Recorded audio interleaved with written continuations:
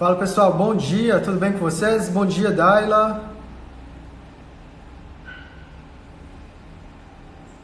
Bom dia pessoal. Galera, vamos chegando, tá? Enquanto o Instagram aqui vai notificando todos vocês sobre a nossa live, né? Esperar o Felipe também chegar aqui, que é o nosso grande convidado. Bom dia, Gabriel. Não, legal, cara, realmente, tá? À tarde, à noite, assim, eu particularmente, se eu fosse escolher um horário para acompanhar uma live, normalmente seria esse horário da manhã. Claro, quando sobra um tempinho, né? Parte da noite, cara.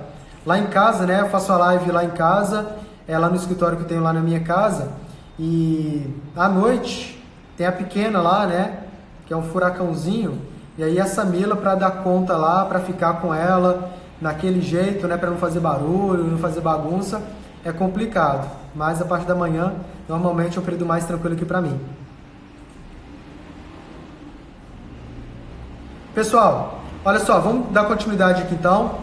A nossa live de hoje vai ser com o meu amigo aí, o fera Felipe Soares, das Reconstruções, onde nós vamos falar sobre projetos estruturais e os erros de levantamento de obras, tá? Um tema muito, muito legal. E aí o Felipe vai conduzir aqui junto comigo. Vocês, beleza? Vamos lá, vamos lá. Foi. Fala, Felipe. Fala, meu amigo, como é que você tá? Tudo bem? Tudo ótimo, cara. Graças a Deus. Melhor agora aqui com você. Tudo certo, cara? Energia total? Com tudo, com força, inclusive. Maravilha. Eu acordei hoje bem disposto, tá? Não dormi muito bem essa noite, mas eu acordei com energia, com gás maior. Graças a Deus, tá? Tava cansado ontem, cara. Foi aquela correria, né? Absurdamente grande por aqui. Aí eu falei assim, vou dormir. Aí amanhã devo estar cansado, aquela coisa toda. Mas acabei que acordei com gás bem legal aqui. Felipe, para a gente continuar, até mesmo para não tomar o tempo de você e das pessoas que estão aqui acompanhando a gente, cara, eu queria que você se apresentasse para quem ainda não te conhece, né? E como você entrou nessa área, o que que você faz hoje, como que você consegue agregar e compartilhar um pouco mais de informação, de conhecimento com o nosso público de engenharia, né? Tanto estudantes quanto recém-formados e profissionais que já são mais tempo no mercado. Cara, antes de começar, quero agradecer a você mais uma vez pela parceria de sempre, pelo convite. É sempre uma honra estar aqui com você, gerando conteúdo, que é um dos profissionais que eu admiro muito aqui da engenharia do nosso Brasil. Cara, muito obrigado de coração. Para quem não me conhece ainda, eu sou o engenheiro Felipe Soares, da AZ Construções. Eu sou engenheiro civil de formação e especialista em estrutura de concreto armado e fundação de formação também, tá? Só que a minha área de atuação maior é em execução de obra, é em construção. E como é que eu escolhi isso? Assim como a maioria das pessoas, a faculdade me deixou muito frustrada, Vinícius. Eu realmente pensei em desistir, porque eu perdi cerca de 10 matérias. Pô, eu tava no quinto a sexto período, tava devendo 10 disciplinas, eu digo que engenharia não é para mim. E então foi quando surgiu a oportunidade de ir para a obra. E eu disse, não, eu vou agarrar, porque se eu não gostar da obra, realmente eu vou para outro curso. E, sinceramente, eu me apaixonei pela construção. Eu me apaixonei pela obra. Legal. Foi na construção em si, foi na obra, que eu consegui enxergar toda a teoria da faculdade sendo aplicada como eu nunca tinha visto em aula nenhuma. E isso me deixou encantado. Foi a obra do Eric Ferraz, onde eu trabalhei com 70 prédios, a gente fez 70 edificações, obra de 28 milhões, fizemos toda a infraestrutura, ou seja, eu consegui acompanhar todas as etapas de uma obra, desde pavimentação, infraestrutura, drenagem, e isso me deixou encantado. E quando comecei a ver a obra do zero, e um ano e meio depois, ver todos aqueles prédios levantados, eu digo, é isso que eu quero para minha vida. É daqui a 5, 6, 7 anos que eu passar aqui com meu filho e dizer, olha filho, papai que fez aquela obra ali. Isso, para mim, não tem preço. E hoje eu trabalho com execução de obra, tá certo? Mas eu também tenho um escritório, que é o que eu estou aqui, onde a gente trabalha com projetos. Inclusive, hoje à tarde eu vou estar atendendo aqui 2 clientes que querem construir a casa própria. E a gente trabalha com os projetos arquitetônicos, que é a minha irmã, tá certo? Ela é a arquiteta aqui da minha empresa. E nós temos os serviços complementares. Eu faço projeto elétrico, hidrossanitário, e nós temos uma equipe técnica para isso. E eu costumo até brincar. Os melhores projetos complementares, os melhores projetos de obra é de quem realmente já viveu aquele campo de batalha, sim, porque principalmente na hora de executar você consegue perceber algumas coisas que talvez aquela pessoa que não teve vivência não conseguiria enxergar, trazendo projetos mais viáveis e acessíveis para o mercado. Perfeito, cara. Antes de qualquer coisa, eu te agradeço, né, por aceitar o meu convite.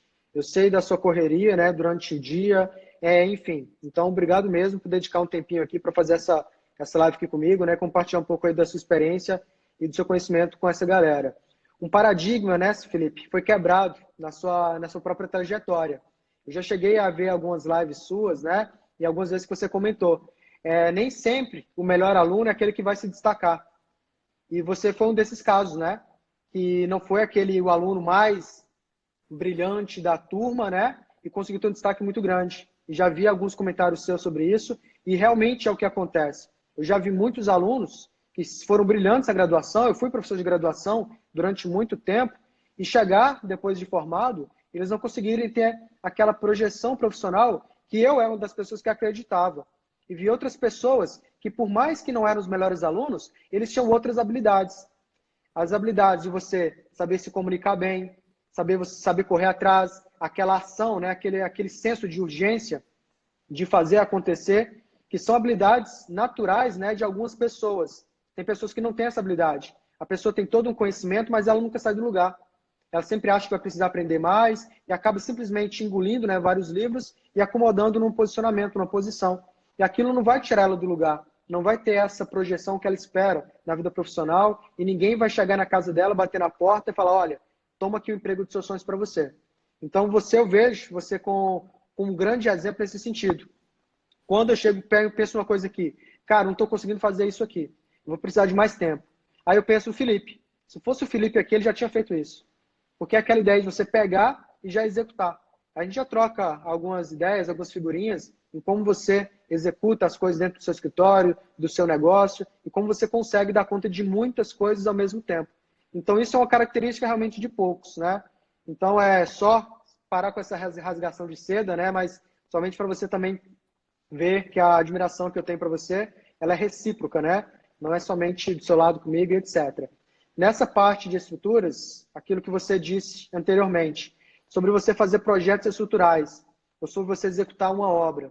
Somente faz um projeto estrutural quem tem aquela vivência, aquela experiência no campo de batalhas. Se eu faço um projeto estrutural hoje, somente com a teoria, eu posso conseguir fazer o melhor projeto no papel. Mas o melhor projeto no papel é diferente do melhor projeto que vai ser realmente executado na obra.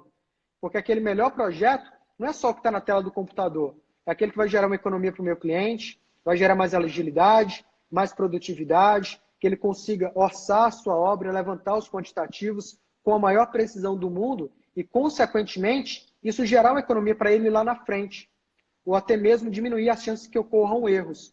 Então, bato muito nessa tecla. O projeto que você faz lá no papel, na caneta, na tela do computador, é muito diferente daquele projeto que vai ser realmente executável. Então, tem que ter esse discernimento, né? De saber quais são as atribuições que eu preciso ter para realmente conseguir fazer um projeto estrutural bem feito. Aquela habilidade de saber como que é feito na obra. Como que aquele pedreiro, aquele armador vai estar executando a minha estrutura. Será que ele vai conseguir ler e interpretar o projeto que eu fiz da forma correta? Será que eu tenho esse cuidado de saber, de aprender como que o projeto é executado na prática? O que que isso vai afetar? Não só no bolso do meu cliente, mas na segurança do empreendimento? Então, isso é realmente muito importante, você dominar não só a teoria, mas também a prática. E aí eu queria já fazer uma pergunta para você, para entrar nesse assunto, como que um projeto estrutural pode afetar os quantitativos de uma obra, um levantamento? O que que realmente altera, ou se eu posso fazer o levantamento de uma obra estimando as referências, os quantitativos de um projeto? O cliente não tem projeto, então eu vou estimar aqui um valor. O que que isso afetaria no levantamento de obras, por exemplo? A primeira coisa é que não seria um levantamento, seria uma estimativa. As pessoas têm que lembrar, gente, pelo amor de Deus, vocês não são pedreiro, vocês não são mestre de obra que vão estimar, não, aqui vai gastar 10 sacos de cimento. Meu amigo, você estudou 5 anos, você é engenheiro, você tem um título de engenheiro. Então você não tem esse negócio de eu acho, é o que vai acontecer. E eu só consigo mensurar isso com um projeto real. O projeto é que vai me dar todas as informações, como o tamanho dos aços, a bitola. Geralmente no projeto estrutural vem uma tabela de aço com a quantidade de quilos de aço que eu vou utilizar. Beleza, vou pedir um percentual a mais, não vou pedir. Qual o tamanho das formas? Sem projeto, Vinícius, é impossível ter um levantamento preciso. E um detalhe, há projetos e projetos. Eu até costumo brincar, se a gente pegar o mesmo projeto arquitetônico e mandar 10 calculistas fazer o mesmo projeto, nós vamos ter 10 projetos totalmente diferentes. E às vezes o cara tem até uma concepção parecida, mas na hora do detalhamento tem aquele cara que é minucioso, tem aquele cara que vai detalhar, e eu costumo dizer que é o melhor projeto, é aquele projeto que fala com quem está lendo. Onde eu pego o papel vai dizer, tá me vendo? Eu sou uma viga, essa viga vai ter tanto por tanto. Fica ligado, mano, que aqui a viga tem... Fica ligado, que essa armação tem um recobrimento de 3 centímetros, então a tua ferragem tem que estar em tanto. Esse tipo de projeto é o projeto que qualquer engenheiro de obra quer. É o projeto que ele consiga ver, consiga ler, consiga interpretar, consiga extrair informação, tanto de material como de mão de obra, porque através de projeto é que eu vou ver, ó, aqui eu vou colocar tantos profissionais. E, cara, isso é fundamental. Assim também, Vinícius, como é muito importante o engenheiro de obra ter pelo menos um conhecimento básico sobre estrutura. Porque senão ele vai ser aquele cara que é dominado pelo pedreiro, onde chega a operacionalizar, não tem problema não furar essa viga. E você tem que saber, lógico que tem problema. Se eu estou furando a viga aqui, eu estou perdendo seção. Eu não posso fazer isso. Se não está previsto no projeto, eu não devo. Porque, por exemplo, tem muito profissional que pega aquele projeto estrutural e diz, não, mas vamos fazer diferente. A ferragem da área de balanço não tem que estar por cima, tem que estar por baixo. Não existe isso. Aí o pedreiro até... Quando você está segurando alguma coisa, você não segura por baixo, eu digo, meu amigo está em balanço, é diferente. E as pessoas não têm isso. Aí se o engenheiro não tem vivência, se ele não tem pelo menos um pouquinho de noção de estrutura, ele cai o quê? Na conversa do profissional e aquela marquise, aquela laje em balanço termina indo à ruína e o nome dele vai lá para baixo. Exatamente. Cara, muito legal você tocado nesse assunto, que eu me lembrei aqui de algo que eu contei numa live que eu fiz na semana passada. E como tem pessoas aqui que não estavam nessas lives que eu fiz na semana passada, foi muito interessante isso.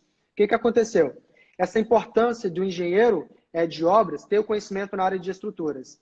Eu fui contratado, isso foi em 2017, para fazer um treinamento para 10 engenheiros da Fundação São Francisco Xavier, do Grupo Usiminas, daqui de Patinga. Quem já ouviu falar na Usiminas, na Fundação São Francisco, sabe que é uma grande empresa. E eu fui lá para fazer um treinamento em projetos estruturais com vários engenheiros, onde alguns deles lá, o caso do Luiz Henrique, o que eu tinha de idade, de vida, né? O Luiz tinha de experiência de obras. E qual que era o objetivo? Dos engenheiros lá da fundação, que eles acompanham obra, entender como que o projeto estrutural é feito. E o Luiz já fazia projetos estruturais há muitos anos atrás, na época que nem software existia. Então agora, qual que é o objetivo deles? Saber como que o projeto é realmente feito e pensado, para quando um projeto estrutural chegar na mão deles, eles saberem por que é daquele jeito. Para eles entenderem que qualquer alteração que eles precisarem fazer ou qualquer adequação lá na obra, o que isso pode afetar ou não, tanto em relação ao custo, à segurança, ao desempenho daquela edificação. E a gente está falando aqui de uma grande empresa, de uma empresa que tem esse cuidado com os seus próprios profissionais e com as suas próprias obras. Imagina se todo profissional de obra entender isso. Eu acredito que eles próprios iam valorizar a profissão do engenheiro de projetos e vice-versa.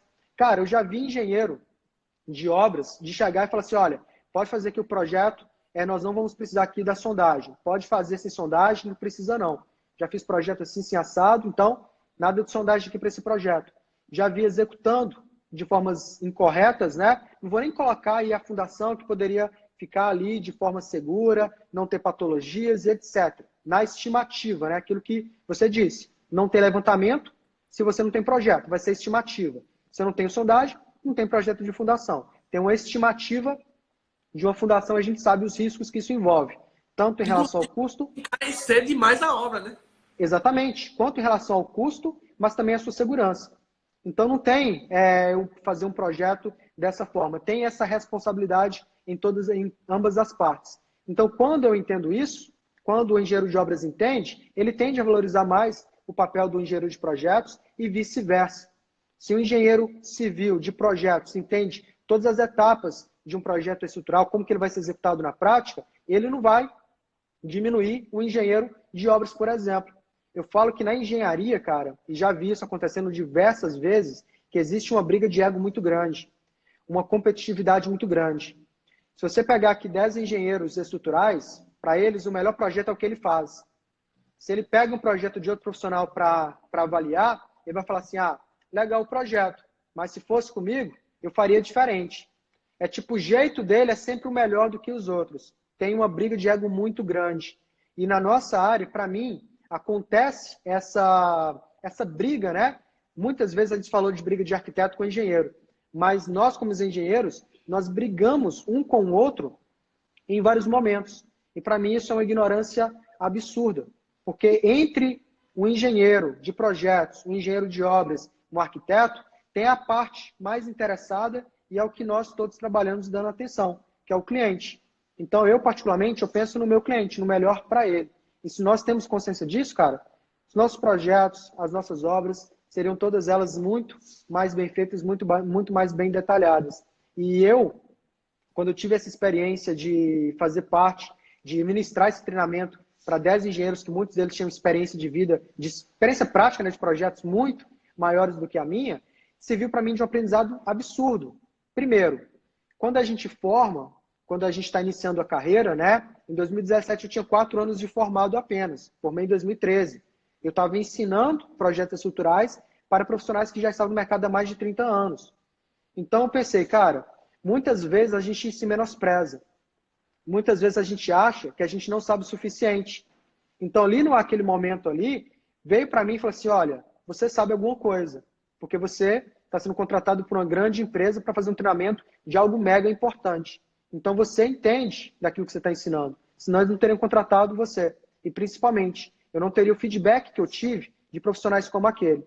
Então hoje, para mim, quando, se acontecer, ainda não presenciei isso, mas de alguém criticar algo muito forte, eu tenho consciência de quem que eu sou. Então, para mim, o aprendizado, né, foi muito grande poder participar disso, entender como cada etapa de um projeto ela é importante, tanto para o engenheiro estrutural quanto para o engenheiro de obras. E nessa parte de levantamento, como que isso afeta?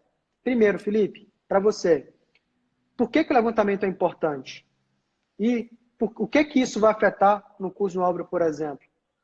Ó, primeira coisa, o levantamento é importante porque até para eu poder passar o preço para o meu cliente, eu preciso saber exatamente a quantidade de serviço que eu vou executar, para poder comparar e fazer um orçamento assertivo. Então, diretamente ligado para um orçamento, que é o que o cliente muitas vezes está esperando, que é o valor, eu necessito saber exatamente o que é que eu vou executar. Então, eu preciso saber ler e interpretar projetos estruturais para poder quantificar esse serviço e passar o preço. Segundo, quando a gente está na execução da obra, nós temos a situação de pagar por produção, pagar por empreita, contratar terceirizados e pagar por serviço executado. Mas como é que eu vou pagar se eu não sei quantificar aquilo? Já a pessoa chega lá e bota na alvenaria em volume, se é alvenaria em metro quadrado, os critérios de medição, vou descontar janela ou não desconto janela? A verga vai estar embutida dentro da alvenaria ou é um serviço à parte? Então, nesse levantamento quantitativo, eu tenho que saber ler, interpretar todos os projetos, extrair a informação para poder quantificar exatamente e botar os preços e posteriormente pagar essa mão de obra, pagar o material, pagar o serviço. Inclusive, antes de começar a obra, se eu vou fazer um planejamento de obras, eu preciso saber quanto de serviço que eu vou executar. Por quê? É através dessa quantidade que eu vou saber quantos pedreiros, quantos carpinteiros, quantos encanadores eu preciso para conseguir ter uma assertividade naquilo. Agora, por incrível que pareça, Vinícius, na minha vida profissional e ministrando esse treinamento, como eu já ministrei ele presencial em 20 estados e no online para o Brasil inteiro, as maiores dúvidas que as pessoas têm é em estruturas de concreto. Porque eles veem a viga pronta, mas não sabem quantificar o aço, não sabem quantificar a área de forma, tá certo? E, cara, você não tem noção das perguntas que a gente escuta. Muitas das vezes o cara não sabe nem o que significa o N2, aquela bitola, e isso é normal, porque muitas das vezes a faculdade não ensina isso. Eu também me sinto inseguro, então ele não é culpado. Agora, ele é culpado se ele continuar dessa forma, porque existem vários treinamentos, vários conteúdos gratuitos, várias formas de aprender. E, cara,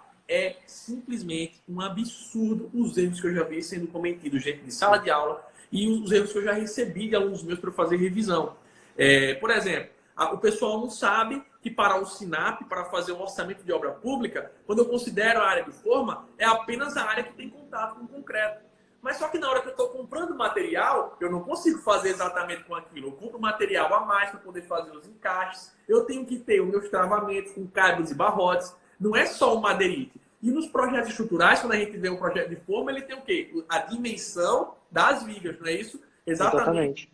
Acabado, tá certo? Só que aí o tamanho acabado eu consigo muito bem quantificar o serviço. Mas e o material? Como é que eu vou pegar? É a experiência de obra, é a vivência para saber o costelamento, para poder travar, a forma não abrir, não ficar aquele negócio feio. E isso aí o dia a dia vai ensinando e as bibliografias não mostram. Eu não conheço uma bibliografia hoje que chegue para dizer, ó, para você fazer uma forma de 15 por 30, você vai ter que botar um barrotamento a cada 50 centímetros, vai ter um travamento. É algo muito artesanal, é algo muito do dia a dia da obra.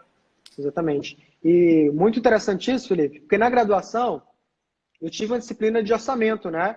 E nessa disciplina nós tivemos lá um quantitativo, para fazer o quantitativo de edificação, do projeto estrutural, do projeto de instalações hidrossanitárias, elétricas, etc. E aí foi apresentado um projeto para a gente, né? Para a gente estar fazendo todo esse levantamento de quantitativos. O problema, muitas vezes, na graduação, não é nem porque falta disciplina. Muitas vezes é que o próprio professor, ele não tem essa experiência de prática. Muitas vezes ele sabe toda a teoria, mas ele não sabe simplesmente como que é realmente, como que acontece realmente lá na obra. Eu tive um caso recentemente, se não me engano foi nessa segunda-feira, uma pessoa mandou uma mensagem para mim lá no WhatsApp de ter uma viga, né? Ela foi concretada e está lá com a patologia, está com aquela fissura horizontal no topo da viga. E aí, muito provavelmente, foi por questão da montagem da forma, do lançamento do concreto. O que que a pessoa indicou? Que a viga tinha 20 centímetros de altura e aí a forma tinha 18 centímetros e meio. Estava dando uma diferença de 1,5 centímetro para o concreto, para a altura total acabada da viga. Então, provavelmente, o problema tem sido esse. Na montagem da sua forma, né, no lançamento do concreto, o cliente ele não quis pagar o concreto usinado, né, de uma concreteira, foi enchendo o concreto lá no balde. Então, são algumas práticas comuns que acontecem na execução de obras que pode também afetar não só o quantitativo, né, mas a própria execução. Mas o que eu quero dizer é que lá na graduação, um grande problema que a gente tem também é do que o professor só sabia a teoria.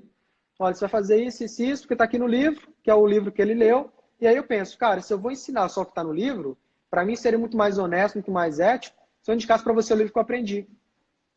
Se eu indicasse para você qual o site que eu fiz um determinado curso, vai lá e faz. Tem muito curso assim na internet, o cara pegou Tem um muito. livro e bota para vender. Isso não existe, velho. Isso não existe. Exatamente. E lá, e nos livros lá, fala isso e tudo mais. E aí a pessoa que não conhece vai lá, não, o cara está falando, então ele tem uma grande experiência, né?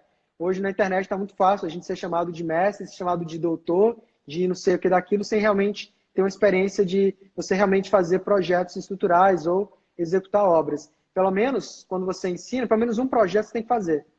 Exatamente. Pelo menos uma obra você tem que executar. Se você pelo menos fez, colocou a mão na massa, aí você pode estar te ensinando, mas se você só aprender no livro, cara, é complicado demais. Eu até brinco que eu não faria um treinamento de gestor de obra se eu não tivesse a marca de relógio no braço. Mostra que eu estou no campo, mostra que eu estou no sol. Outra história que eu posso contar para você, eu estava em Joinville, Santa Catarina, fui dar um treinamento e eu conversando com um dos meus alunos, ele fez, tu sabe como é que faz esse muro de arrimo? Aí eu fiz, cara, olha, não é minha experiência não. Ele fez, bicho, é o seguinte, é porque eu peguei esse aqui, agora, eu chamei meu professor para fazer, ele me indicou um livro e disse que nunca tinha feito. Eu digo, peraí, o cara é professor da faculdade, disse que nunca tinha feito e te indicou um livro. Ele te ensinou isso na faculdade? Ele fez, ele que me deu essa matéria. Eu fiz, peraí, tem alguma coisa errada. Esse realmente é o problema da faculdade. O cara se formou em graduação, passou em um mestrado, passou em um doutorado e vai dar aula para estudante de engenharia, sendo que ele nunca botou um pé na obra, ele nunca fez um projeto. E isso frustra qualquer aluno. E um outro detalhe que você falou, muito importante, no projeto estrutural, eu recebo muita pergunta aqui no meu Instagram. Muita pergunta mesmo. Felipe, olha, como é que eu faço para quantificar, para fazer a quantidade de material para um concreto de 25 MPa? Eu digo, bicho, primeiro, vai ser rodado na obra pelo que você está me perguntando, né? Antes de se você vê que no projeto tem dizendo FCK, quem garante que o traço que qualquer pessoa te diga, com as características do material que você tem, com o tipo de areia que você tem, que você vai conseguir esse traço? Olha, no concreto, tu tá botando o risco da tua obra em jogo. Eu recomendo que tu compre um concreto usinado, onde você tem o maior controle. Porque na hora que dá um problema, você vai ter a quem culpar e vai ter uma prova disso. Agora, você querer pegar um traço pronto da internet para fazer concreto estrutural da sua obra, isso para mim não existe. No mínimo, você pode contratar um laboratório, ele analisar as características dos materiais que você compra, dos seus fornecedores, e te dar um traço Tudo bem. Já aconteceu da gente pegar, contratar uma empresa aqui de controle tecnológico e ela passar as padiolas, o traço certinho. E dizendo mais, quando chover, tu vai ter que usar outra padiola por causa da umidade da areia. E isso que é fantástico. Agora, você querer fazer no achismo, eu disse, ó, se você quer saber no achismo, não me procura. Procura aí uma página de pedreiro. Exatamente. Foi legal você tocar nesse assunto, Felipe, que aí eu vou contar um estudo de casos que aconteceu aqui na minha região, já tem algum tempo isso. Nós que trabalhamos nessa área, né, nós sabemos que a resistência à compressão do concreto, ela é fundamental, né, nas estruturas de concreto armado, concreto e aço. Então, o concreto tem que ter a resistência de projeto. Normalmente, né, as concreteiras, elas fornecem para a gente o concreto com a resistência um pouco maior do que aquela resistência de projetos, até mesmo questões de segurança e etc. O problema que aconteceu aqui na minha região é que algumas concreteiras estavam usando como agregado graúdo escória de alto forno, se eu não me engano. É agregado graúdo ou miúdo, se eu não me engano. E o que acontecia com isso? Não era o tipo de agregado que deveria usar. Aqui na minha região, o gneiss, né, era o mais abundantemente encontrado. Então, quando você altera o tipo de agregado, você pode estar alterando também a resistência. E o problema é que essas próprias concreteiras, elas faziam os ensaios, né? Os corpos de prova e tudo mais. E eles mesmos, tipo, maquiavam e alteravam a resistência para secar do concreto, entendeu? Então, o que é interessante nisso? Quem está executando a obra, por exemplo, saber identificar qual que é o tipo de agregado, saber argumentar com isso, saber conhecer esses procedimentos, porque é ele que vai estar executando aquilo. Eu recebi ontem uma pergunta sobre de quem que é a responsabilidade. Por exemplo, eu faço um projeto estrutural, eu sou responsável pelo meu projeto. E aí eu entrego o meu projeto na mão de uma empresa, de uma construtora ou de um cliente que ele vai dar para qualquer um executar ou nem se preocupa com o tipo de concreto, se é usinado, se é rodado na própria obra, enfim. Não está nem aí para nada de como vai ser executado. Só quer pegar o projeto e executar a obra de qualquer jeito. Beleza. Eu fiz o projeto, sou responsável por ele. E aí o que acontece se esse projeto for executado de qualquer forma e a estrutura, via colapso, ela cair, uma laje despencar por erro de execução? Onde que entra a responsabilidade de cada uma das partes? O que eu disse para ele? Olha, eu não recomendo ou não aconselho que você se responsabilize por tudo, a não ser que o seu cliente tenha te contratado para tal. Te contratou tanto para fazer o projeto, quanto para executar, para acompanhar a obra, para você gerir a sua obra. Se ele não te contratou para isso, você não pode se responsabilizar por áreas que não é da sua alçada, com a parte de execução, por exemplo. Senão você vai ficar refém e acaba pagando para trabalhar. Como é que eu sou contratado, sou pago para fazer um projeto e fico lá na obra vendo como vai ser executado? Se é da forma certa ou da forma errada. Então a gente tem que ficar tranquilos, né, quanto à nossa responsabilidade. Porém, para quem faz projetos estruturais, eu acredito que envolve uma responsabilidade muito maior. Em que sentido? Porque nós sabemos que grande parte das obras no Brasil são executadas sem engenheiros lá acompanhando. E muitas vezes a mão de obra é ruim, tem baixa qualidade. E aí o que acontece nessa execução? Qualquer erro que aconteceu pode prejudicar o comportamento e o desempenho da minha estrutura. Ela pode apresentar patologia, pode literalmente cair. Se isso acontecer, vai ter que vir uma perícia, avaliar a situação, por que aquela obra caiu, até identificar o culpado. Mas por que o engenheiro estrutural leva uma responsabilidade tão grande? Porque até descobrir quem foi o culpado por aquela patologia ou pela obra cair, a culpa vai cair normalmente no engenheiro que fez o projeto. Então, o que eu aconselho para os meus alunos, para as pessoas que me perguntam? Faça visitas técnicas em momentos estratégicos. Vai pelo menos lá na obra para conferir as ferragens das fundações, da viga, do pilar, da laje, para ver se aquela mão de obra está executando da forma correta. Se você verificou isso ali na fundação, está tudo ok, vai te dar uma tranquilidade maior para confiar naquela mão de obra. Agora, se eu faço o projeto, vou lá nas fundações e vejo que está uma bosta lá, como que a pessoa está executando, eu já fico com o pé atrás. Olha, não dá para eu deixar que a minha RT, eu ser responsável pelo projeto, sendo que a mão de obra está ruim. Está literalmente aqui uma porcaria. Então, eu vou chegar com você, olha, estou tirando aqui a minha RT, não vou ser responsável pelo projeto mais, o projeto está aqui com você, você pode executar ele, mas eu estou já entrando no site do CREA e dando baixo na minha RT. Já tive esse caso de cliente pegar o projeto e, por conta dele, mudar a concepção. decidi mudar a arquitetura no meio da execução do projeto. De chegar lá, não quero desse jeito mais, vou mudar. E ele, por conta própria, mudar. Como que eu vou me responsabilizar por isso? Então, nós temos que saber também quais são as nossas responsabilidades. Os erros, né, que a gente está falando de quantitativo, de levantamento, que pode afetar o custo de uma obra, a estimativa ali no orçamento, não a estimativa, né, mas o orçamento em geral, também tem os erros de projeto, que aí afeta tudo. Né? Se o cara está errando no projeto, ou mesmo que executa o projeto bem feito, e a execução comete as suas falhas, vai tudo por água abaixo. Né? Eu tenho um exemplo muito legal. Tem 2 anos que a gente fez um projeto de uma baita de uma casa. A minha irmã fez o projeto arquitetônico, fiz alguns complementares e ofereci o serviço de acompanhamento na obra. Rapaz, eu quero acompanhar a obra, tá não sei o quê, quero cobrar um valor, pego por administração e ele não, eu só quero os projetos. Eu fiz, beleza, vou tirar a RT, ele fez, nem quero RT, eu só quero os projetos. Eu fiz, beleza, tudo bem. Para mim, entre aspas, eu não tenho mais responsabilidade, ele queria me pagar. Enfim, o que aconteceu? Eu tirei a RT das outras coisas, chegou no estrutural. Eu digo, vou tirar porque eu queria como acervo. Como era uma casa muito grande, eu ia tirar como acervo, ele tirou como CNPJ e eu queria o acervo para poder disputar mais obra pública, porque acervo é ouro. Quem não sabe, acervo técnico é ouro. Aí eu peguei, fiz a laje da garagem, um projeto estrutural, e ela tinha 9,7 metros de vão. Era uma laje de cobertura simples, uma viga um pouquinho alta, só que ficava tudo embutido, bonitinho. Resultado, ele não queria pagar meu acompanhamento, a laje era uma laje maciça, o cara que estava fazendo para ele tinha entendido que era uma laje pré-moldada, e o que aconteceu? Ele gastou 2 lajes, porque ele montou uma baita de estrutura de viga, ele botou a mesma ferragem que ia ser para uma laje maciça, só que ele botou essa laje como se fosse a malha que a gente bota, de construtiva. Ou seja, ele botou vigota, botou lajota, botou os ferros que eu tinha dimensionado em cima da laje. Ele fez 2 lajes, uma em cima da outra. Ele gastou a mais. Cara, eu acredito que dava em torno de 7 a 8 mil reais a mais de material. Ou seja, nem teve um acompanhamento preciso, nem tem agora a garantia da obra, porque ele fez outra forma diferente, eu dei baixa na RT, e o principal, consumiu errado por não ter lido e interpretado o projeto. O pessoal não entende a importância que é de ter o cara na obra, que esse cara na obra ele vai gerar economia e não um custo. E até brinco com ele até hoje. E aí, aquela lá, já botou um helicóptero para pousar? Porque eu até brinquei com ele, fiz umas análises, óbvio, que superficial, até porque eu não tinha responsabilidade. Igual, pode ficar tranquilo, selar não vai não, sua live vai ficar ótima, porque eu já tinha feito ela bem dividida pelo vão que teria. Agora dá para botar até um helicóptero aí em cima, se a fundação... Desnecessariamente, né, cara?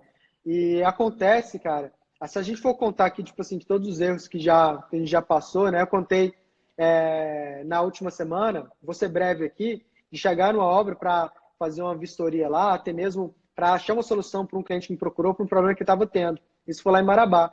E chegar e ver um tubo de PVC de 100 milímetros passando debaixo de um pilar. Eu perguntar para ele, de onde está vindo esse... Perguntei para o pedreiro, né, que estava executando lá na hora, estava dando acabamento na edificação. De onde está vindo esse tubo aqui? Você está vindo lá de cima. Eu dei a volta no todo o pilar para ver o tubo, né, descendo. Obviamente, não era conexão Wi-Fi, né? Lá em cima, lá não tem nenhuma continuidade para continuar descendo lá embaixo. E aí eu falei com ele assim, cara, onde está passando esse pilar que eu não estou vendo? E lá, tá no meio do pilar aqui. Ele falou assim, cara, isso é concreto armado. No meio do pilar aqui vai ter um espaço vazio, oco. Não tem concreto ali. E ele chegar, olhar para mim assim, o cliente regalar o olho, ver que tinha um pilar de 20 por 20 com um tubo de 100 milímetros passando no meio, 10 centímetros, e ele ficar assim, como que isso foi executar? Como que isso foi executado? E não tinha engenheiro. Tinha um encarregado dos pedreiros lá, serventes, ajudantes, executando a obra dele. E tinha uma quantidade grande de funcionários lá.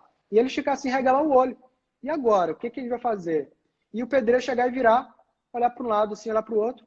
Fiz a vida inteira assim e nunca caiu.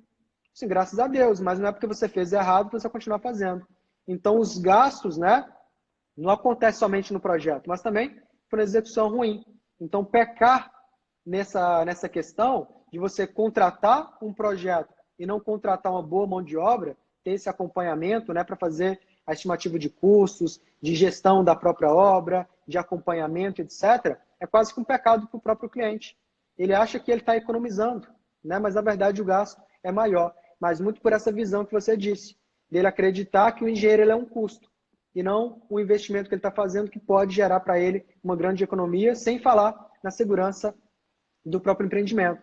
Eu falo que o cliente que está executando a casa, ele tem pode ter duas expectativas, né?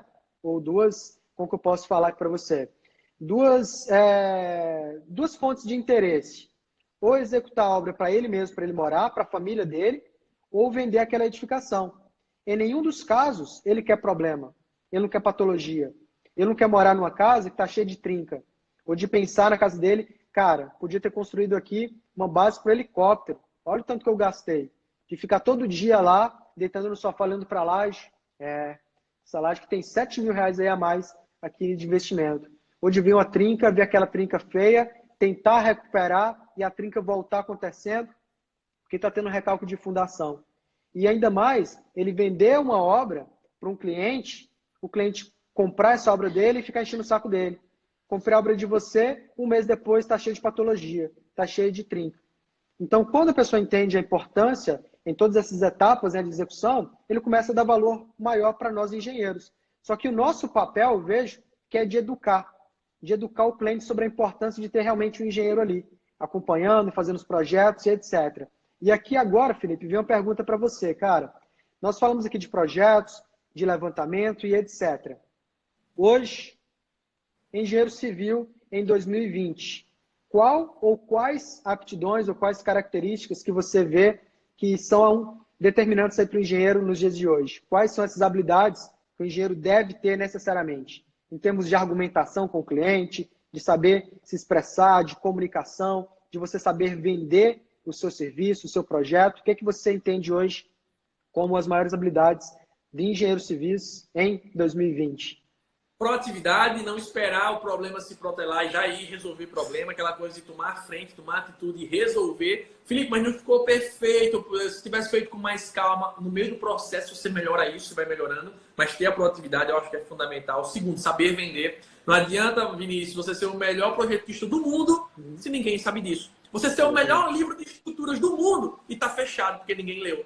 Então, as pessoas saber mostrar quem elas são, o que elas fazem, o que elas podem fazer para resolver a vida do cliente. Quais as soluções que elas podem entregar. Entender que ela não está vendendo um projeto, ela está levando economia, segurança, conforto e comodidade. Você está sendo a dipirona diária da vida dele, evitando dor de cabeça.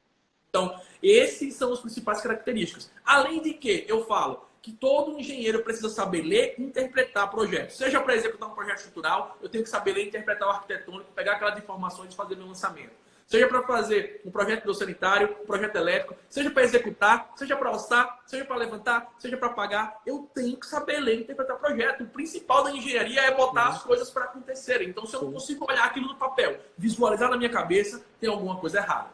Exatamente. Então, essas habilidades são fundamentais. E eu ainda acrescentaria uma muito grande, que eu costumo dizer que é o seguinte, é o marketing pessoal.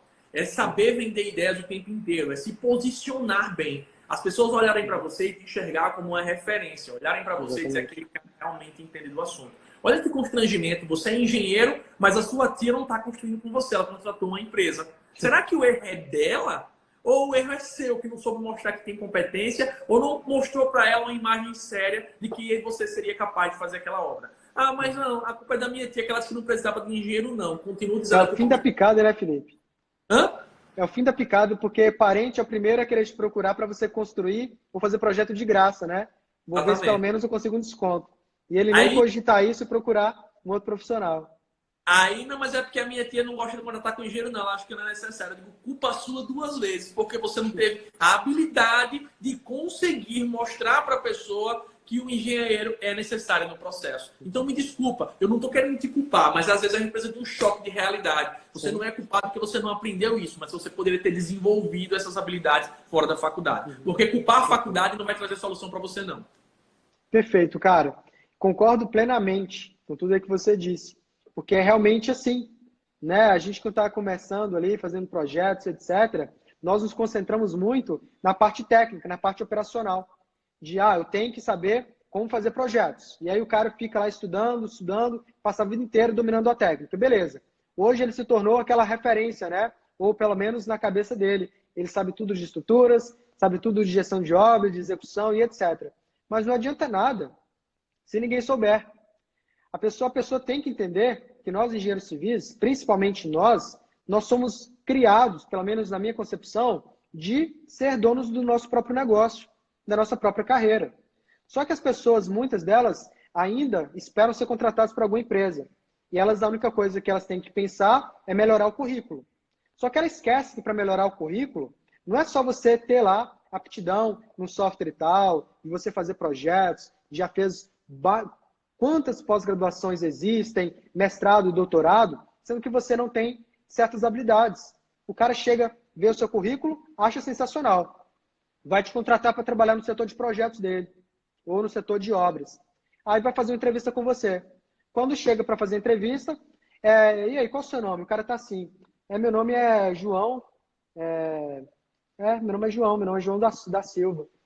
Sabe?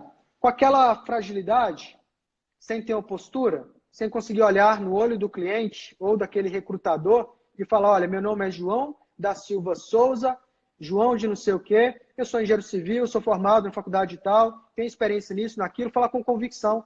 O seu cliente, ele sente essa falta de preparação. De chegar para você, o cliente, ele não contrata recém-formado.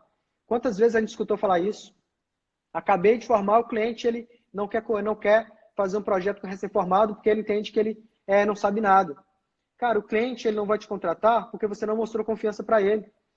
Você não conseguiu mostrar que você está preparado para atender aquele projeto, aquele serviço, aquela demanda de serviço que ele jogou na sua mão.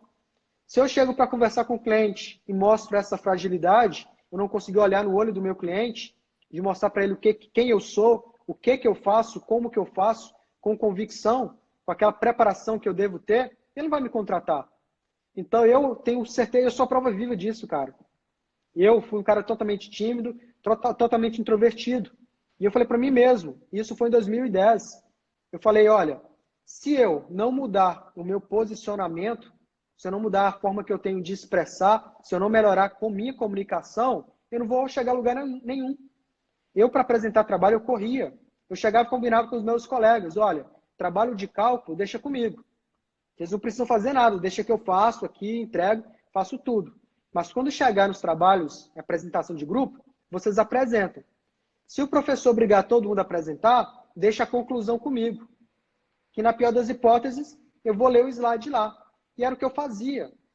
Para apresentar meu TCC, cara, eu dei dor de barriga, eu suei a mão, era tique nervoso por conta da pressão. Eu dava aula de monitoria. Na monitoria era tranquilo, porque eu estava ensinando outros alunos, e eu estava totalmente preparado. Então eu vi que o meu nervosismo era mais algo que estava na minha cabeça. Que se eu tenho um domínio em determinada área de atuação, por que eu vou ficar nervoso? Não tem porquê. É mais aquela sensação de que eu estou sendo avaliado. Então a primeira coisa que eu fiz foi tirar isso da minha cabeça. Então eu falo para todo mundo, galera, sucesso, reconhecimento, dinheiro, ele é consequência de um trabalho bem feito. E principalmente, o sucesso ele é treinável. Se hoje eu tenho uma deficiência em comunicação, na forma de expressar, de chegar e ter esse posicionamento no mercado e mostrar para o meu cliente que eu sou realmente bom e que eu vou atender a necessidade dele da melhor forma possível, então é algo que eu tenho que trabalhar. Porque, igual você falou, eu posso ser o melhor projetista do mundo, o melhor executor de obras do mundo. Se eu não consigo ter esse posicionamento, cara, eu não tenho cliente. Se eu não tenho cliente, eu não sobrevivo no mercado. Porque hoje em dia as pessoas estão buscando estratégias, estão buscando entender como que o mercado funciona, ainda mais nesse momento atual que a gente está vivendo.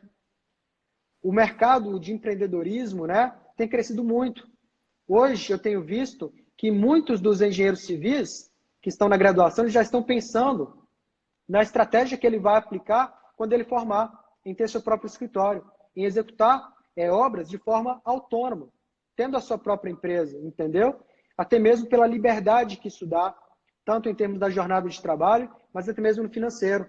Quando eu trabalho em uma empresa, eu tenho meu salário todo mês ali. Primeiro, não tem garantia que meu contrato vai ser renovado, de que eles vão manter meu emprego, não tenho garantia nenhuma, mas todo mês, na minha cabeça, eu tenho aquela segurança de que os meus 5, 10 mil reais estão ali. Agora, no empreendedorismo... 10 mil sendo generoso, viu? Sendo generoso. Do mercado hoje tem dinheiro ganhando 1.500 a 2.000 reais por mês. E eu disse a eles, desculpa, mas se for para ganhar esse salário, Se for para adquirir, se eu tiver na minha mente que eu estou indo lá para pegar a experiência, beleza. Agora, se eu achar que eu estou conformado com isso, eu prefiro rodar de Uber. Exatamente. E sendo realmente generoso. Mas o empreendedorismo, quando a pessoa pensa em empreender, ela já pensa nos riscos. Ah, pode ser que o mês está bom, outro mês está ruim. Só que na nossa vida, mesmo a gente sendo empregado, também tem essa oscilação, a gente não sabe, a gente não tem certeza de nada. Só que no empreendedorismo, eu tenho a liberdade de fazer aquilo que eu gosto, de fazer somente aquilo que eu gosto realmente, que eu sou bom, e eu não tenho limitação de faturamento. A limitação sou eu que crio.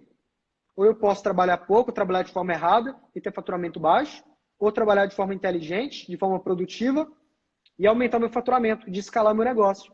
Então sou eu que sou dono da minha própria carreira. Eu sou o problema, eu sou a solução. É uma grande vantagem. Então hoje eu estou vendo as pessoas entrarem mais com essa cabeça mais aberta, de entenderem que o reconhecimento, a projeção profissional que eles esperam, vai depender muito mais dele de qualquer outras pessoas. Então, quando eu vou abrir meu próprio escritório, o que eu preciso? Eu tenho que ter esse posicionamento, eu tenho que ter estratégia de marketing, eu tenho que saber gerir a minha própria equipe dentro do escritório, se eu vou ter equipe. Eu tenho que buscar algumas estratégias de network para fazer parceria com outros profissionais. A nossa parceria, né, foram estratégias, tanto sua quanto minha, da gente criar esse network com outros profissionais da engenharia civil e ter esse contato. Imagina, como que eu faria uma live, Felipe, de gestão de obras ou de levantamento de quantitativo, se eu não tenho a mesma experiência que você? De eu chegar aqui, e já falei aqui com a Samir lá, Vinícius, podia fazer uma live com o Vinícius, com o pessoal, ensinando isso e isso. Ela chegou, eu falei assim para ela, você sabe que eu não sei isso? Você sabe que isso não é minha área? Que eu sou especialista nisso? Se eu não tivesse esse network aqui com você, eu não daria uma live, uma aula como essa que a gente está fazendo, com a qualidade tão grande como está sendo.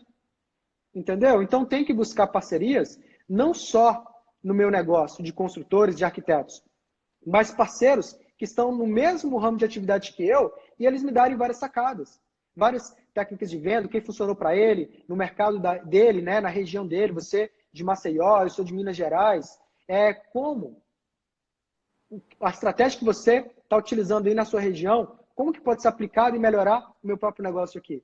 Então, o network hoje também é tudo. E ter estratégia para network é fundamental. As pessoas acham que network é só chegar lá no escritório de arquitetura ou na consultora, opa, fulano, eu sou o Vinícius e eu faço projetos. Bora fazer uma parceria? Isso não é estratégia. Isso é você basicamente pedir por um milagre, pedir por piedade ali, por uma oportunidade para alguém acreditar em você. E ela não vai fazer isso. Nenhuma empresa, nenhum escritório de projeto, de arquitetura, nenhuma construtora vai te contratar por caridade.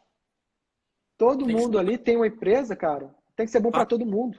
Dupla, onde a gente dá e recebe. Então não Exatamente. tem como... Ah, Felipe, vamos fazer uma parceria, você terceiriza os seus projetos com a gente. Eu fiz, beleza, eu não quero com isso.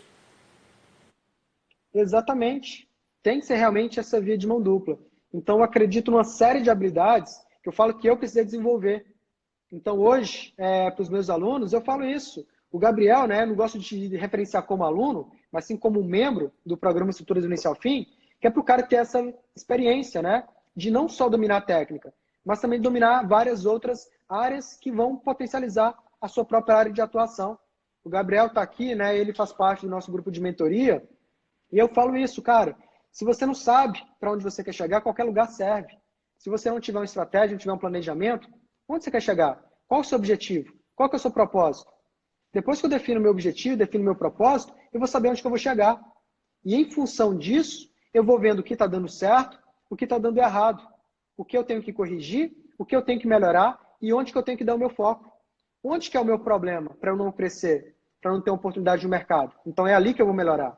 Quando eu tenho um planejamento, quando eu tenho realmente um propósito, eu consigo identificar isso. Se eu preciso hoje captar cliente, o que eu preciso de fato antes para captar um cliente? A pessoa acha que captar cliente é você abrir um escritório, colocar uma plaquinha, distribuir cartão de visita e esperar o cliente vir. Gente, isso já não é estratégia há muitos anos. Há muitos anos que isso não é estratégia mais.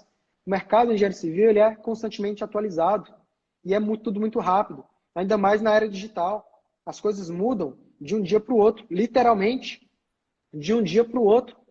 A gente está vindo aqui hoje com certa estratégia. Amanhã chega alguém aplicando estratégia revolucionária. Que está dando sensacional. Está sendo espetacular. O que eu vou fazer? Opa, isso está bom. Então vou esquecer isso aqui, vou ver como que o fulano está fazendo. e como aplicar isso para o meu negócio. Então, se eu não abro a minha cabeça, né, não tiro aquela viseira e expando a minha visão, eu não consigo realmente ter esse crescimento. Senão, alguém vai aplicar e vai crescer no meu lugar. Então, eu, Exato. particularmente, penso muito nisso, em tudo que está acontecendo, e como que eu posso realmente crescer e escalar o meu negócio. Uma coisa que você falou que é interessante é que a pessoa tem que saber onde quer chegar. E eu acho que ninguém entrou na engenharia para dizer, não, eu quero viver só dos meus projetinhos e pronto. A gente Sim, tem que criar uma marca, criar um nome, criar uma empresa. Aí eu pergunto, você acha mesmo que o dono da Odebrecht, uma das maiores empresas de engenharia do mundo, ele está dentro de obra? Não, ele está onde encontra-se contratos, ele está onde se encontra o serviço. E a parte técnica, ele já levantou o nome onde é da qual ele delega a outras pessoas. Então, para a gente crescer, a gente precisa começar a delegar. Então, se você é um cara que consegue ir atrás de obra, eu conheço diversos construtores que eu presto serviço que não são engenheiros, mas eles sabem onde é que estão as obras, eles sabem como ter clientes. E o que é que ele faz? Terceiriza a parte técnica. Então, se você quer ter um escritório de engenharia ou uma empresa que quer crescer, quer escala, você vai ter que aprender a delegar e ser o rosto da empresa atrás de negócio, atrás de serviço. Ter a estratégia da sua empresa para conseguir clientes, ter a estratégia da sua empresa para conseguir projeto, ter a estratégia da sua empresa para aumentar isso e cada vez mais ir delegando. Eu até brinco hoje, projeto elétrico do sanitário eu não faço, quem faz são os meus alunos, porque eu não tenho como fazer.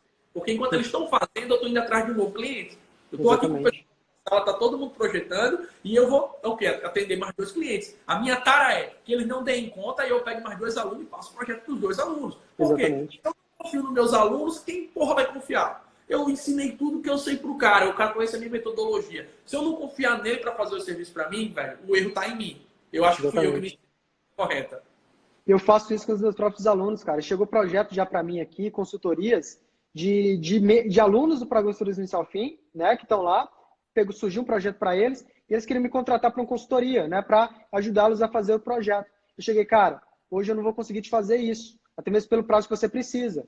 Tem fulano tal lá dos meus alunos lá no grupo, lá, que eles vão te ajudar. E repassei esse serviço lá dentro para um dos alunos.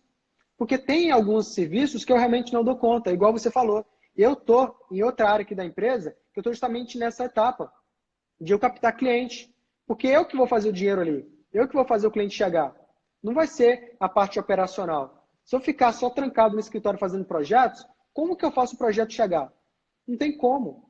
Então, hoje, eu demorei para entender isso, até mesmo que a gente tem toda uma escala, né? Tem todo um processo. É como se a gente tivesse uma esteira. A gente começa um trabalho muito manual, né? Tem aquele processo de você ser a própria empresa. Quando as coisas forem crescendo, você acaba assumindo um papel de uma responsabilidade muito maior dentro da sua própria empresa. E hoje eu estou nesse papel de fazer realmente o dinheiro chegar para a minha empresa. Então, coisas pequenas, coisas que me levariam mais tempo do que realmente um recurso financeiro significativo, ou eu recuso, ou então eu deixo para outras pessoas fazerem aquilo. Porque o meu trabalho hoje é de realmente crescer o meu negócio. Eu tenho que escalar. Se eu continuo sendo a parte operacional, a parte técnica 100% da minha empresa, ela não cresce. E todos nós que fazemos engenharia, está tudo certo. A pessoa querer fazer projetos estruturais, né? Ser ali a parte operacional durante a vida inteira. Não tem qualquer problema. Mas eu tenho certeza que 99% das pessoas, em algum momento, ela vai chegar e pensar: agora eu quero crescer. Eu quero mais. E isso é natural do ser humano. Quando nós conseguimos X, nós queremos Y. Quando nós conseguimos Y, nós queremos X, Y e Z. Conseguimos X, Y, Z, nós queremos o outro alfabeto duplicado. Eu quero o AA, eu quero o BB e assim vai. A gente sempre quer mais. É natural. E a pessoa que ela não se motiva com tudo que ela pode alcançar, mais do que ela tem hoje, ela passa uma vida normalmente sem qualquer realização significativa. Ela acaba se frustrando em algum momento. Em algum momento, aquilo que você tem hoje não vai ser suficiente para você. Eu, particularmente, eu gosto do desafio. Eu falei com a Samila outro dia. Tem pessoas, né, que vivem, por exemplo, de aposentadoria. Às vezes se aposenta, né, cedo por algum motivo de saúde, etc., e tem um salário ali mensal, todos os meses, mas não acaba não tendo desafio mais, sabe? Não tem nada, tipo, foi um acidente, etc. Beleza, a pessoa está impossibilitada, não é porque ela quer. Mas em outros casos, tem pessoas que a vida está tranquila, às vezes ganhou na loteria, está tudo certo, mas vive uma vida sem desafio, sabe? O que eu vou fazer amanhã? Eu vou acordar, a pessoa já vive em quarentena há muito tempo, sabe? sem qualquer expectativa do que amanhã vai ser diferente? Qual o novo desafio amanhã? O que ela vai ter que superar, tanto no mercado quanto profissionalmente e pessoalmente? Qual que é o sonho dela? O que ela quer alcançar? Se a pessoa vive uma vida sem isso, cara, eu particularmente, tipo, eu não me vejo. Porque eu já passei, já tive um estágio que estava lá no fundo do poço, já tive um estágio que eu estava abaixo do fundo do poço, já tive várias camadas ali abaixo do fundo do poço. Aí você vai subindo, até onde que eu estou hoje. Aí eu vi uma live outro dia, agora o Vinícius está tudo certo, né? Tá tudo certo com ele, com a vida pessoal profissional, tá na mil maravilhas. Cara, mentira. Eu não quero, em hipótese alguma, passar uma imagem aqui na internet, no Instagram, que eu estou vivendo uma vida plena. Se eu estou causando essa impressão, eu não quero, porque eu estou desafiando a mim mesmo, a minha empresa, meu próprio negócio todos os dias. E eu busco essa superação todos os dias. Eu estou longe de alcançar o meu próximo objetivo. Só que a cada dia que eu trabalho, eu estou chegando mais perto dele. E para todos vocês que estão aqui, se a gente ficar parado, estagnado, esperando o governo mudar, novamente acabar com essa crise do governo, esperar a pandemia, mais uma vez a gente vai ficar frustrado. Quantas crises não aconteceram de quando eu me formei, de 2013 para cá? Qual foi a crise de 2018? O governo está mudando, vou esperar vir um novo governo para ele engatar a primeira marcha e as coisas melhorar. Aí vem 2019, vem 2020, agora o negócio vai. Aí vem uma pandemia. Opa, meu sonho foi todo desmoronado, foi para água abaixo. Aí, com um pouco mais de uma semana aqui atrás, se não me engano, não tem nem uma semana ainda, aí o Sérgio Moro está indo embora, não sei o que, pedir demissão, agora lascou de vez. O governo está em crise. E aí, cara? Eu acho que a crise está mais em você, na sua cabeça, do que em qualquer outro lugar. Eu não fico, sabe, eu sei o que está acontecendo. Senão eu até mesmo falaria isso para vocês aqui. Eu sei o que está acontecendo. Mas o meu foco está aqui, ó, em tudo que eu faço todos os dias para alcançar meu objetivo. E ponto, eu vejo isso como habilidade. Porque enquanto as pessoas estão focando na crise, eu estou focando em mim e no meu próprio negócio e como crescer isso. E hoje é o que eu estou levando para essa galera lá dentro do programa Estruturas do Início ao Fim e no grupo de mentoria. Qual que é a mentalidade que eles devem ter para realmente ter um crescimento? O Gabriel está aqui em todas as lives, acompanha, e ele está sentindo isso. Esse crescimento, né? Principalmente essa mudança de mentalidade, de como você pensava antes e como o cara está pensando hoje em pouco tempo. Então, para mim, isso é um grande diferencial. E é o que eu tento compartilhar e não virar aquele papo, sabe? É aquele só conselho. Não. É o que está dando certo para mim. Se desse certo para mim ficar reclamando do governo, reclamando de crise, eu ia falar para vocês, reclama aí da crise. Fica aí reclamando que dá certo. Só que não é assim. Nunca deu certo reclamar para ninguém, né? Ô Felipe, só um minutinho, cara. Acho que eu falei demais. Está dando aqui, a live vai cair. Pessoal, vocês que estão aqui agora, eu vou ter que encerrar para salvar essa live. A galera já perguntou aqui. Peço para vocês voltarem. O Felipe vai continuar aqui com vocês e comigo também, tá? Mas só para não perder a gravação da live, beleza? Volta aqui com a gente que tá sendo show. Pelo menos estou gostando bastante. Felipe, você volta, né? Sim. Maravilha, pessoal. Tamo junto aí. Um abraço. Volta comigo.